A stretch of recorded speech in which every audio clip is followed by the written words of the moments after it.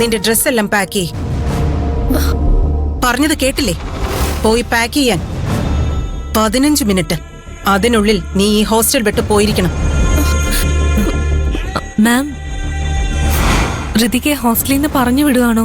ഞാൻ പറയുന്നത് കേട്ടിട്ട് നിനക്ക് എന്താ തോന്നിയത്?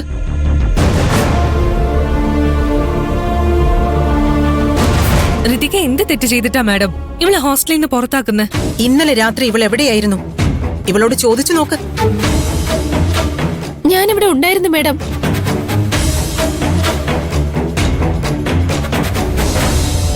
ഇന്നലെ രാത്രി നീ ഈ ഹോസ്റ്റലിൽ ഉണ്ടായിരുന്നു എന്നാണോ പറയുന്നത്? ഉണ്ടായിരുന്നു മാഡം, സത്യമായിട്ടും ഉണ്ടായിരുന്നു. രാത്രി സമയത്ത് മാഡം ആരെയും പുറത്തേക്ക് വിടില്ലെന്ന് എനിക്കറിയില്ലേ. ഫോണിൽ ഒരു സിനിമയും കണ്ട് റൂമിൽ തന്നെ ഇരിക്കുന്നുണ്ടായിരുന്നു. നിർത്ത്. ഞാനൊരു വിഡ്ഢിയാണെന്നാണോ നീ കരുതിയിരിക്കുന്നത്?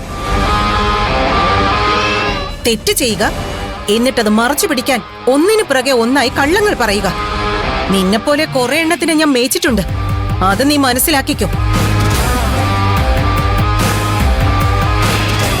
ഞാൻ എന്തിനാ മേഡത്തിനോട് കള്ളം പറയുന്നത്? എന്നോടും മുക്തയോടും ഡയാനയോടും ശത്രുതയുള്ള ചിലരി ഹോസ്റ്റലിലുണ്ട് മേഡം.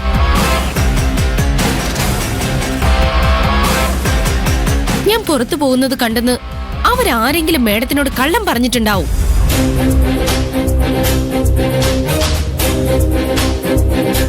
മേഡം അത് വിശ്വസിക്കുകയും ചെയ്തു. ഞാൻ സത്യം പറയുന്നത്. ഞാൻ റൂമിൽ തന്നെ ഉണ്ടായിരുന്നു. നീ റൂമിൽ തന്നെ ഉണ്ടായിരുന്നു അല്ലേ? ഉണ്ടായിരുന്നു മേഡം. ഞാൻ എന്തിനാ മേഡത്തിനോട് കള്ളം പറയുന്നത്? അല്ലെങ്കിൽ തന്നെ രാത്രി സമയത്ത് ഞാൻ എന്തിനാ പുറത്തു പോകുന്നത്? നീ ഈ ചോദിച്ച ചോദ്യത്തിനുള്ള ഉത്തരം ഈ കുട്ടികളുടെ മുന്നിൽ വെച്ച് ഞാൻ പറയുന്നില്ല. പിന്നെ നീ റൂമിൽ തന്നെ ഉണ്ടായിരുന്നു എന്ന് പറഞ്ഞില്ലേ? അത് പച്ച കള്ളവാ. ഈ വീഡിയോ അത് പറയും. ദാ.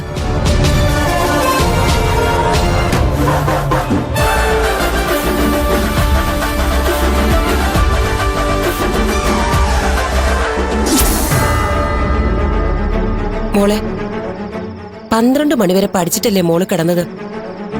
ഇപ്പൊ 4 മണി ആയതേ ഉള്ളൂ. ഇത്ര നേരത്തെ എഴുന്നേറ്റ് വീണ്ടും പഠിക്കണോ?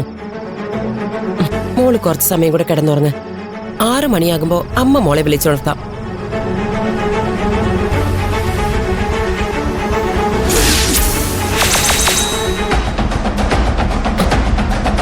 മോളെ, അമ്മ വയ്ക്കുവാണേ.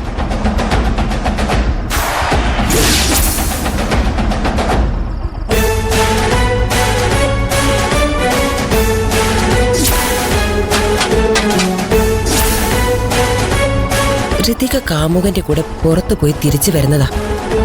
നിന്നെ ഇവിടെ നിന്ന് പുറത്താക്കാൻ ഞാനൊരു കാരണം നോക്കി നടക്കുമായിരുന്നു. കിട്ടി, നല്ലൊരു കാരണം കിട്ടി.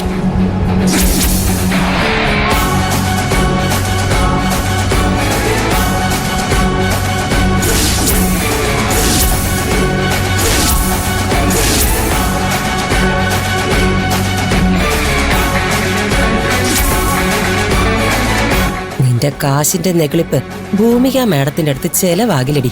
നീ ഇനി ഈ പടിക്ക് പുറത്താ.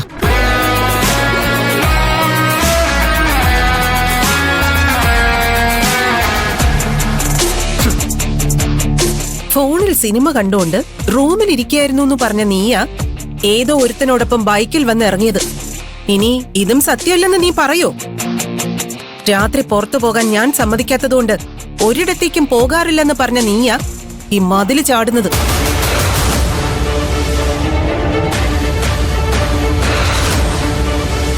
നിന്നോട് ശത്രുതയുള്ളവർ ക്രിയേറ്റ് ചെയ്ത ഫേക്ക് വീഡിയോ ഇതെന്നാണോ നീ പറയുന്നത്?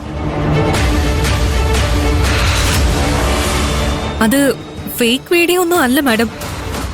അതിലുള്ളത് ഋതിക തന്നെയാ.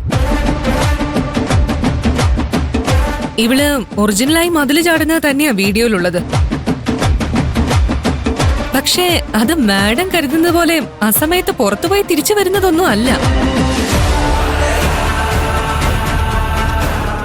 കഴിഞ്ഞ ദിവസം ഞാനും ഇവളും കൂടെ ബെറ്റ് വെച്ചിരുന്നു, ഇവൾക്ക് ഇവിടുത്തെ മതില് ചാടി കടക്കാൻ കഴിയുമെന്ന്. ഇവള് പുഷ്പം പോലെ ചാടി കടക്കുകയും ചെയ്തു. ബെറ്റ് വെച്ച 1000 rupees എനിക്ക് നഷ്ടമാവുകയും ചെയ്തു.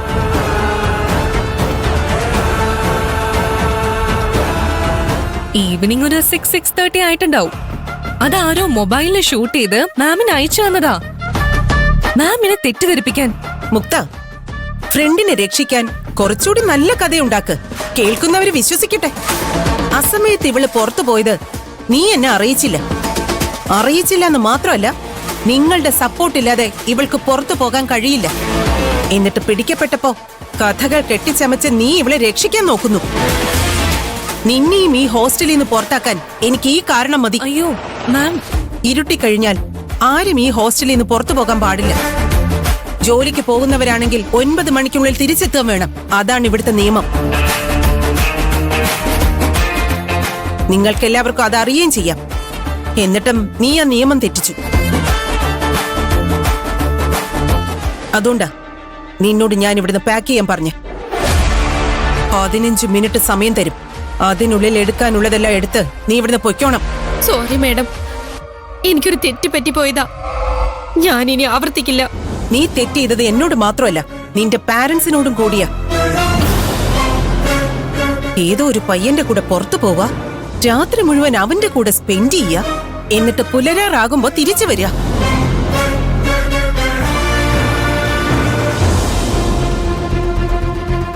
നിന്നെക്കുറിച്ച് എന്തൊക്കെ പ്രതീക്ഷയുണ്ടാവും നിന്റെ പാരന്റ്സിന്? അവരെയും നീ പറ്റിച്ചു. സത്യമായിട്ടും ഞാനിനി ആവർത്തിക്കില്ല മാഡം. Please madam. എന്റെ തീരുമാനത്തിൽ നിന്ന് ഞാൻ പിന്നോട്ട് പോകില്ല. 15 മിനിറ്റ്, വെറും 15 മിനിറ്റ്.